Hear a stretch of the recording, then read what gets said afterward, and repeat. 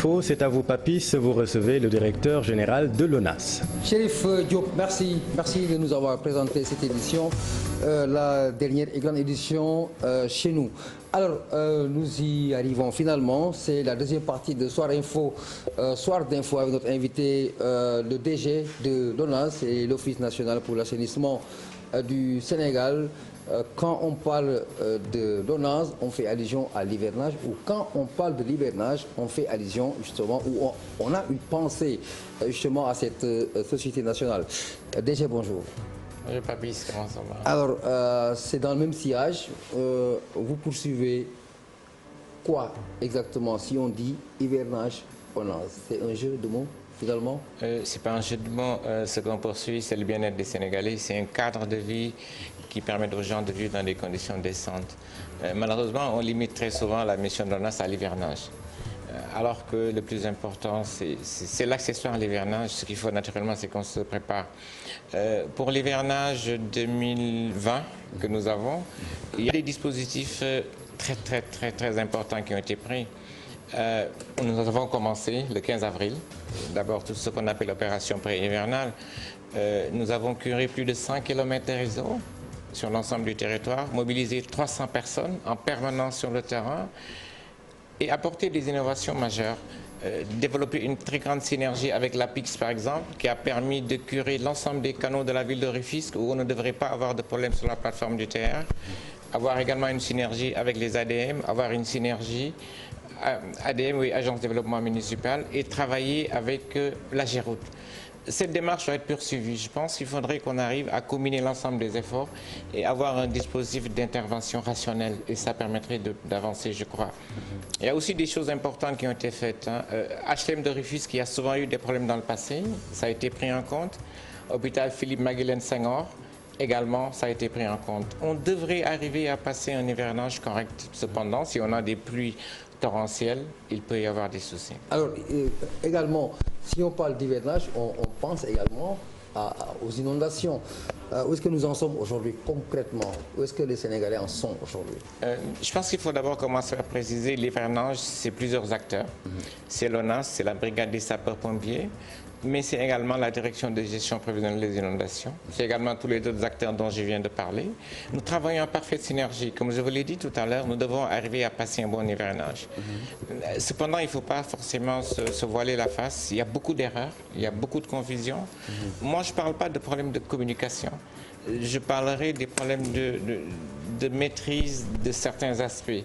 Vous savez, parfois les gens devraient se poser des questions. Pourquoi pendant l'hivernage, on a plus souvent des réseaux d'eau usée qui dégoulinent dans les maisons que quand nous ne sommes pas en période d'hivernage? La raison, elle est très simple. Quand vous êtes chez vous, vous avez le réseau d'eau usée et vous avez un réseau d'eau pluviale. Malheureusement, nous tous, ce que nous faisons sans le savoir, c'est que nous relions systématiquement tous les réseaux de ruissellement d'eau pluviale dans le réseau d'eau usée. Quand vous faites ça et que vous avez une forte pluie, mais les réseaux d'eau usée ne peuvent pas le supporter, après vous avez des dégoulinements. Et je pense qu'il faudrait qu'on fasse bien la part des choses dans ce cas de figure. Ça pose des problèmes. L'autre problème, malheureusement dans notre culture, un réseau d'eau usée, c'est une poubelle, naturellement.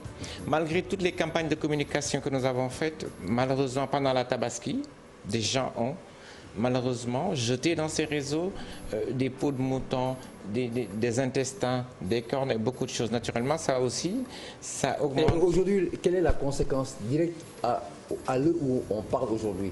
Au sortir de cette Tabaski, véritablement, quel a été le constat au niveau de l'ONAS? Au niveau de l'ONAS, ce qui a été le constat, c'est qu'on a eu plus d'interventions. Mais nous avons pu réagir dans les délais qu'il faut pour soulager les populations. Mais je crois qu'on doit aller beaucoup plus loin que ça. Pourquoi chaque année nous dépensons autant d'argent pour les mêmes opérations? Je vous ai dit, on a curé plus de 100 km de réseau. Et l'année prochaine, on risque de faire exactement la même chose. C'est de l'argent qu'on aurait pu utiliser pour mettre des toilettes dans les écoles. C'est de l'argent qu'on aurait pu utiliser pour casser la séjour sociale entre le milieu urbain et le milieu rural. Mais est-ce qu'il y a une solution déchets? Parce que c'est une complainte récurrente qui revient à toutes les occasions d'hivernage. Systématiquement, n'y aurait-il pas un remède finalement? Il y a une solution, mais ça demande un changement de paradigme très important. Vous savez, changer les comportements des populations, ça peut prendre des années. D'accord. Je pense qu'il y a un problème d'éducation. Il faut réfléchir sur le modèle d'assainissement que nous avons. Nous faisons tous ce qu'on appelle du tout à l'égout. c'est une approche qu'on a héritée, c'est une approche que moi je trouve suicidaire. Est-ce que vous savez qu'aux Almadies, l'ambassade des États-Unis, ils ont ce qu'on appelle une fosse septique. Vous allez à Kuala Lumpur, la capitale de la Malaisie, 90% des maisons ont des fosses septiques. Nous voulons tous aller à l'égout. Ça coûte très cher, c'est coûteux et ce n'est pas la solution pour nous. C'est quoi la solution? La solution, c'est pas de tout à l'égout. La solution, c'est changer, c'est aller dans une logique de mettre des fosses septiques là où il faut. Mais les fosses septiques, quand vous les mettez, ce qu'il faut, c'est qu'il faut que ce soit normalisé. Est-ce qu'il y a une réglementation à ce niveau de ces déchets par rapport à la gestion autonome, justement? Justement, je pense que c'est à ce niveau qu'on doit impulser les grandes réformes. Une fosse, ce n'est pas le travail d'un maçon, c'est le travail d'un spécialiste. Quand vous êtes dans une zone où la nappe est à fleur de peau et affleurante et que vous mettez une fosse septique, la première pluie, qu'est-ce qui va se passer? Vous allez avoir des introductions. Et quand vous avez des introductions, vous avez tous les malaises qu'il faut. Qu'est-ce que vous faites pour inciter justement à aller vers ça, ces bonnes pratiques? Je suis parfaitement d'accord avec vous. Ce que nous faisons pour aller dans ces bonnes pratiques, la première chose, c'est que nous avons eu ce qu'on appelle un programme de structuration des bouts de vidange financé par la Fondation Bill Gates, qui nous a permis de montrer quel système qui fonctionne correctement. Nous avons fait ce qu'on appelle un passage à l'échelle pour l'étendre sur l'ensemble du territoire. Maintenant, ce qu'il faut, ce n'est pas forcément l'ONAS, c'est qu'on travaille par parfaite synergie avec, par exemple, l'Institut sénégalais de normalisation pour dire maintenant c'est tel type de fosse qu'il faudrait faire. Ce qu'il faut faire également, je crois, mais ça va être peut-être plus difficile, on ne peut pas penser pouvoir régler les problèmes d'assainissement, les problèmes de cadre de vie du Sénégal dans la délivrance des permis de conduire. C'est un préalable. De construire. Dans la permis, si on règle ce problème, on va y arriver. Il y a autre chose qu'il faut faire également. Le travail que nous avons commencé avec l'APIX ensemble. Qui doit vous impliquer? Non. Qui doit engager ces réformes? Mais ces réformes sont en cours. Parce que là, on est en train de constater avec vous les problèmes. Oui. Les solutions, justement. Qu'est-ce qu'il faut pour aller vers ces réformes pour régler définitivement ces problèmes? Je pense qu'il y a un pas très important, c'est de faire le diagnostic, c'est maintenant de dire cette réforme, il faut la mettre en place. On a identifié les faiblesses. Maintenant, c'est le gouvernement du Sénégal et nous tous, nous sommes en train de travailler pour améliorer le système. Une réforme, pour la mettre en place, ça demande des textes, ça demande beaucoup de réglementation. Mais faudrait-il pas que cette réforme soit un point de blocage pour accélérer la délivrance des permis de conduire? Parce que c'est un des critères qui permettrait d'améliorer l'attrait des investisseurs sur le Sénégal. Mais c'est une voie incontournable. L'autre problème également, je pense, c'est que nous avons commencé à faire avec l'APIX. L'APIX nous dit, vous êtes les spécialistes de l'assainissement. Il faut qu'on aille beaucoup plus loin que ça. La Géroute fait des routes et fait l'assainissement routier. Son métier, c'est de faire des routes. Ça aussi, je pense, c'est une autre réforme qu'il faut enclencher. L'ONAS est spécialiste de l'assainissement. Non, je ne dis pas qu'il n'y a pas une synergie. Il y a des choses à améliorer. Les gens travaillent en vase clos. Non, on ne peut pas dire ça, Pape Djibril. On ne peut pas dire que les gens travaillent en vase clos. Qu'est-ce qui se passe alors? Dans tout système, il faut une démarche progressive. Il faut qu'on arrive à améliorer les choses. L'année dernière, l'APIX a travaillé de son côté, l'ONAS a travaillé de son côté, la Géroute a travaillé de son côté. Il y a eu des changements très importants cette année. L'APIX est venu nous dire, c'est vous qui pouvez faire, on vous confie. La Géroute nous est venue nous dire, le rond-point de la maison du Parti Socialiste, où il y a beaucoup de problèmes, c'est vous qui savez faire, on vous le confie. La Géroute est venue nous dire, le pont de l'émergence, c'est vous qui devez faire, mais il faut poursuivre cette démarche. Je reste persuadé que sur 2-3 ans, si on continue cette tendance, je ne dirais pas qu'il y aura moins de problèmes, mais on aura résolu beaucoup de Alors, problèmes. sur ces 4 entités en question, il est important peut-être de clarifier, puisque parfois on s'attaque aux mauvaises cibles. C'est que moi j'appelle les mauvaises cibles. Il y a Promoville, il y a l'APIX, la Géroute et ONAS. Et il me semble, en tout cas dans la conscience populaire, il y a très souvent des interférences en termes de compétences.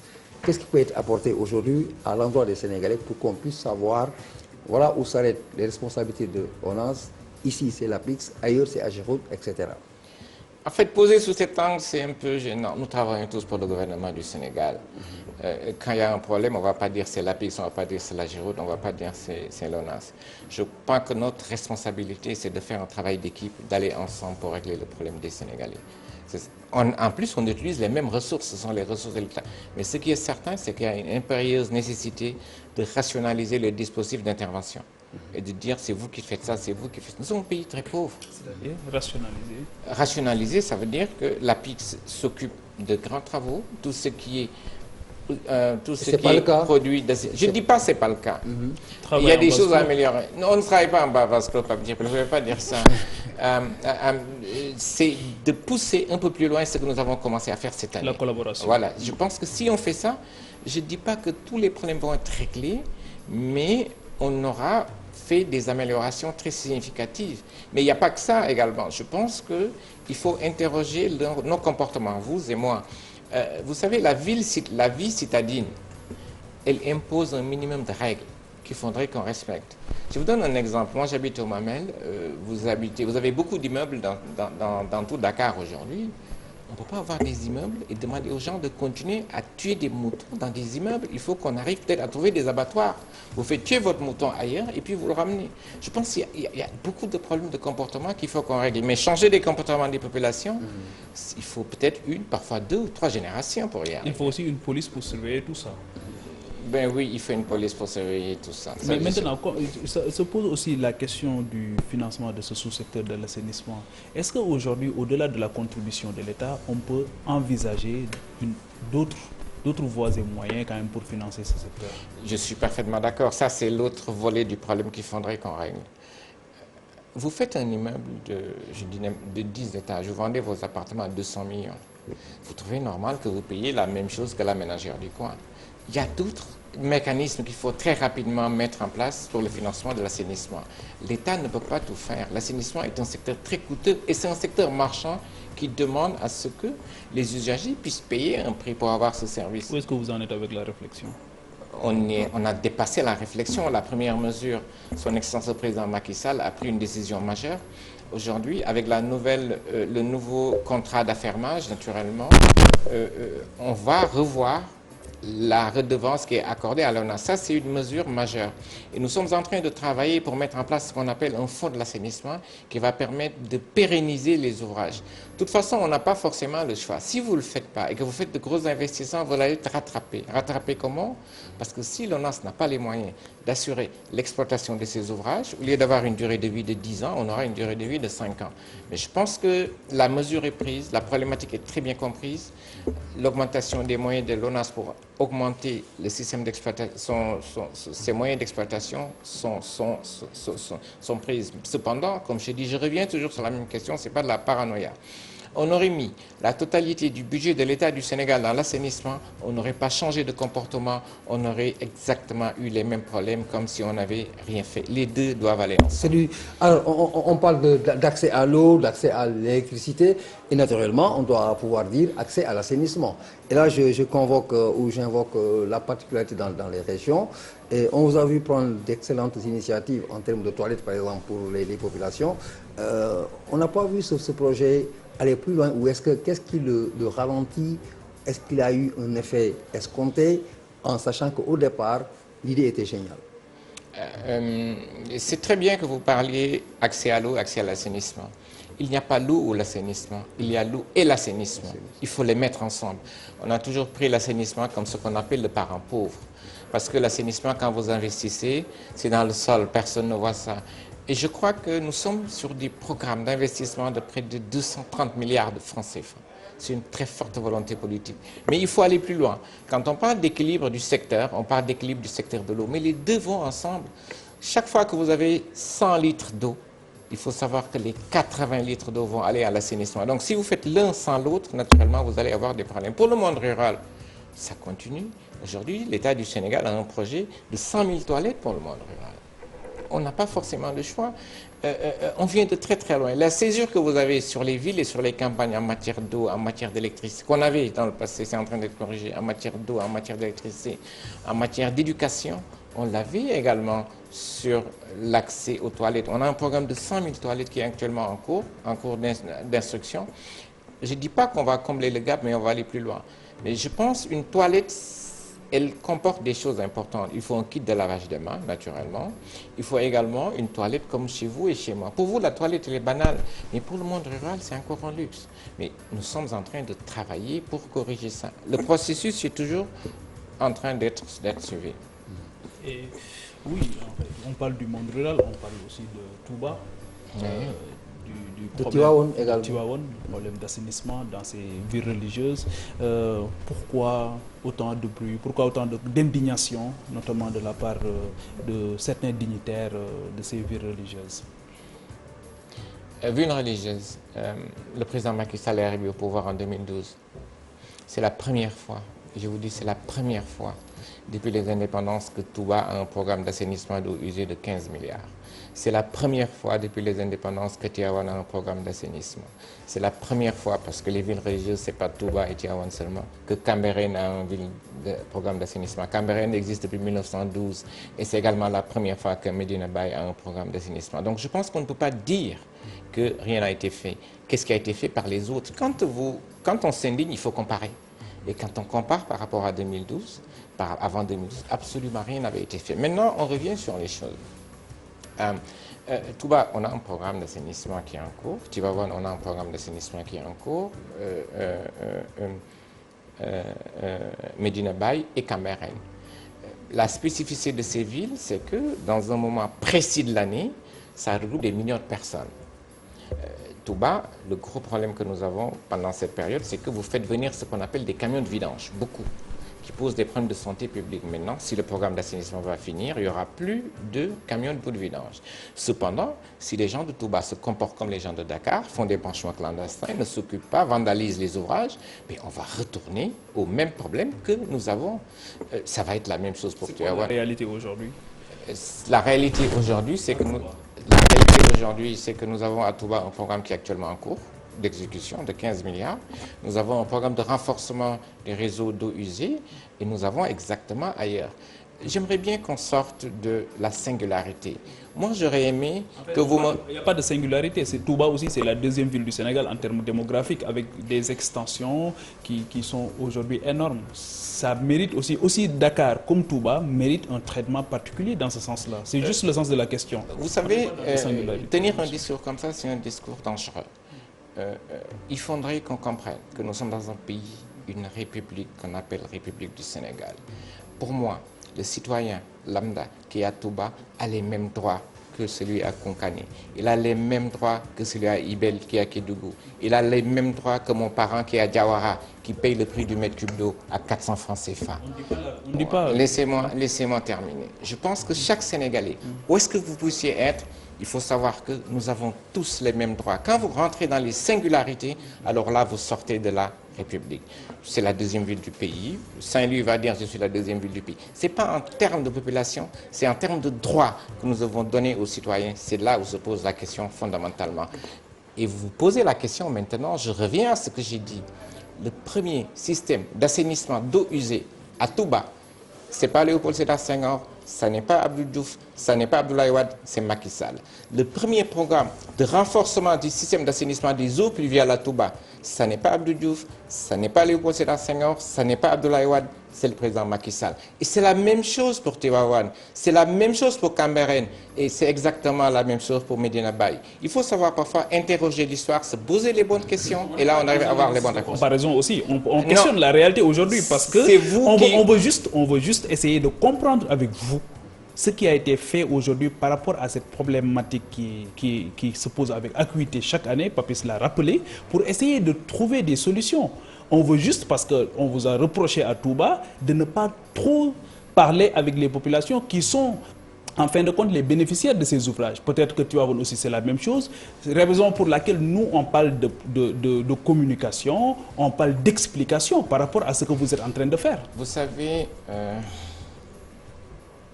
Quand vous travaillez dans l'administration publique, si vous voulez avancer, il ne faut jamais regarder les rétroviseurs, il faut vous concentrer sur l'essentiel. L'essentiel, c'est ce qui vous fait avancer. L'essentiel aussi, c'est les populations. Écoute, laissez-moi terminer. Il faut vous concentrer sur l'essentiel. L'essentiel, ce sont les populations, c'est pour eux que nous sommes là. Mais si vous mettez à vous concentrer sur l'accessoire au lieu de vous concentrer sur l'essentiel, vous n'avancerez jamais de la vie. C'est ce que je vous ai dit tout à l'heure. Je ne me focalise pas sur une ville, je me focalise sur le Sénégal. Moi, j'ai une mission de service public qui s'étend sur l'ensemble du territoire sénégalais, 196 000 km². Je donne la même considération à la personne qui habite aux Almadies qu'à la personne qui habite à Ibel ou à la personne qui habite à Konkani. Je leur donne exactement la même importance, ils ont exactement les mêmes droits. Moi, je vais vous poser une question à vous. Est-ce que vous trouvez normal quelqu'un qui a une villa qui coûte 300 millions de francs CFA à Touba qui ne paie pas l'eau? Je veux que vous me répondiez de façon objective. Est-ce que vous trouvez normal qu'une personne, ma maison, 300 millions de francs CFA et je ne paie pas l'eau à Touba? Répondez-moi de façon objective. Pas plus. Non, c'est à vous que je pose la question. Vous me posez la question. Moi, je suis là pour poser Mais des questions. également, laissez ne pas répondre. Non, mais je vais pourquoi à lui? Si vous avez la réponse... mais je vais Qu'est-ce que vous laissez-moi terminer. Est-ce que vous... Non, Je n'ai pas fini de répondre. Vous savez, Pape Djibril. non, Vous en savez, fait- Pape Djibril. non, Non, en fait- laissez-moi terminer. Vous savez, Pape Djibril. On va Je pas pense inverser que- les rôles, non, déjà. non, On va pas les inverser. on Il a la Non, latitude de ne pas... si vous pensez que les gens de ne pas à Touba répondre devraient également. payer de l'eau, mais il faut le dire. Dites-le au président Macky Sall d'essayer de attendez, revoir non, aujourd'hui. Parce que moi, je ne suis pas là pour parler de Touba. J'évoquais... Ah non, c'est vous qui insistez dessus. Non, Pape on Djibril. n'insiste On va- pas. on va- on va avancer Mais sur on ce- n'insiste pas parce que vous avez C'est bon, été DG. interpellé sur la question. Pape, veut c'est bon, comprendre. on s'est compris. Le temps nous rattrape. Malheureusement, il ne faut comprendre, pas monsieur le polémiquer. directeur général. Alors, vous concluez sur cette question, vous posez la question, vous répondez et on avance très rapidement parce qu'on est rattrapé par le Je temps. pense qu'on a parlé de problèmes de comportement, on a parlé de problèmes citoyens. Vous êtes des gens qui êtes très suivis. Je pense qu'au-delà de donner des nouvelles, vous avez un rôle éducatif à jouer. Vous avez un rôle d'explication. Vous devez participer à l'éveil des consciences. Mais vous ne devez pas jouer un rôle de confusion des consciences. Le Sénégal, c'est 196 000 habitants. Il y a des gens qui ont construit ce pays qui nous l'ont laissé. Et je pense que nous devons tout faire pour que demain, ce même pays continue à s'appeler République du Sénégal. Alors, on ne peut pas vous avoir sur le plateau et ne pas parler de la baie d'Anne. Oui, bien sûr. Nous avons appris par ailleurs que c'était un rêve, à la limite une obsession pour vous, que de pouvoir matérialiser ce projet. Alors, où est-ce que nous en sommes avec un financement qui tourne autour de 70 milliards ou plus? Ouais. Ce qu'il faut dire, je pense que... C'est un ouf, finalement, ouf. Il va encore me dire, je compare. La BDAN, c'est depuis 2000, année 2000, ça fait 20 ans aujourd'hui. Et je pense que le président a toujours insisté pour que ce projet, nous, on arrive à le réaliser. Nous en sommes où? Le contrat est signé et on va probablement faire le lancement des travaux, si ce n'était pas les vacances du mois d'août, au mois de septembre. Les travaux ont effectivement commencé. C'est un projet important qui montre le leadership du Sénégal. C'est la première fois que vous allez avoir, en Afrique au sud du Sahara, un système pollueur-payeur. C'est la première fois où vous allez sortir. Ça aussi, ça fait partie des bilans, ça fait partie des choses à dire, ça fait partie des progrès. Où vous allez avoir 500 000 personnes qui vivent dans les communes de Mbao, de Anne et de Tcharoy, qui vivent dans des conditions difficiles, qui vont avoir accès à un système d'assainissement. Je ne parle pas de 50 000, 20 000, je parle de 500 000 personnes. Je pense que ça aussi, c'est des projets. C'est vrai que tout n'est pas parfait, mais je pense que là, il y a du très bon travail qui est fait. Il faut le dire parfois. Je pense que ça fait partie des choses qui sont importantes. Il y a la baie d'Anne, il n'y a pas que la baie d'Anne également. Il y a l'émissaire de Cambérène. L'émissaire de Cambérène, que les Layènes, la communauté Layène, 1912, qui n'avait jamais eu un système d'assainissement, avait demandé en 2012. Aujourd'hui, nous sommes en train de travailler pour déplacer l'émissaire de Cambérène. On ne déplace pas l'émissaire seulement, on va passer d'une station qui est à 20 000 m3 jour, qui reçoit 20 000 capacités, qui en reçoit 35 000, à 90 000 m3 jour. Et ce projet, on l'a réalisé maintenant. Pourquoi ça n'a pas été fait dans le passé? Il y a autre chose que nous faisons. Vous prenez, on n'a pas parlé des problèmes. Vous prenez la Médina, la Gueule Tapée, Koloban, tous les quartiers traditionnels. Les réseaux dans ces quartiers datent des années 60. La population a été multipliée. C'est des réseaux en amiante ciment. Aujourd'hui, on a commencé avec une entreprise à remplacer ces réseaux. Je pense que la dynamique d'améliorer les conditions de vie des Sénégalais est faite, mais il y a des choses à corriger, c'est la synergie. Il y a des choses à corriger, c'est l'éducation, l'information, pour lesquelles je pense que vous avez un rôle essentiel également à jouer. Alors, votre dernier mot, parce que nous sommes rattrapés par le temps. Juste un mot, une phrase peut-être déjà. Le dernier mot... Si nous sommes sur la bonne voie pour l'atteinte des ODD, justement. Je suis réaliste. Je pense qu'on n'atteindra pas les ODD. Je pense que ça va être très très difficile. La barre est très haute. L'objectif, ce n'est pas d'atteindre, c'est d'être sur la bonne tendance. Les ODD, c'est dans 10 ans, c'est après-demain, c'est 2030. Il y a beaucoup de préalables. Le dernier mot, je pense que l'assainissement, c'est un métier, je ne dis pas ingrat, on a choisi de le faire. C'est une phrase, ça, c'est pas un mot. C'est ingrat, c'est une chose de le faire. Mais ce qu'il faut comprendre, c'est qu'il n'y a aucun Sénégalais qui dit « moi, je travaille dans l'administration et que je n'ai pas envie de faire des résultats ». On n'est pas tous mauvais, on est tous animés par la bonne volonté de faire. Parfois, il peut y arriver qu'il y ait des problèmes. et que ça ne fonctionne pas. Moi, ce que je demande aux Sénégalais, c'est de comprendre qu'il ne faut pas être précis dans la vie. Le bon côté, ce qu'il faut regarder, c'est est-ce que nous sommes sur les bonnes tendances pour régler les problèmes. C'est la chose la plus importante. Alors, merci DG. Lansana Gagny Sakho de ONAS, directeur général, Pape Djibril Fall également comme chroniqueur du jour. Merci à tous ceux qui nous ont suivis. C'est un sujet extrêmement important. La preuve, nous avons le clin d'œil du délégué de quartier de l'unité 7 des Parcelles Assainies. C'est pas cassé, c'est notre délégué de quartier qui réagit parce qu'il y a énormément de préoccupations à ce niveau pour dire que c'est l'ensemble du Sénégal qui est concerné par cette problématique. En tout cas, nous vous remercions de nous avoir suivis et d'autres occasions se présenteront certainement pour reparler d'assainissement, bien sûr. Merci.